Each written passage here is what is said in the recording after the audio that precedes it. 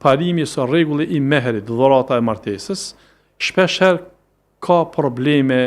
qoftë edhe në jetën martesore, thotë jo i kum thon kaç, nuk i kum thon kaç, ose kur të vinte ndarja, mund të kenë kontradita ose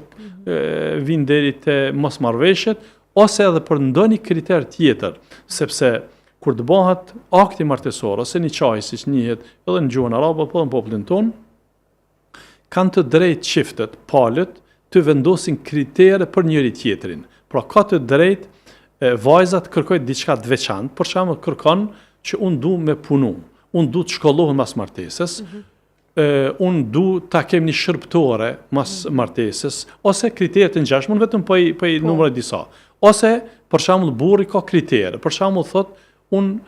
ka të drejta e parashtrona, e pranon gruaja se pranon është çështje tjetër. Thot për shembull, unë du që gruaja mos punoj, du që gruaja të bën kaq fëmijë, e të ngjashme, këto është mirë të shënohen.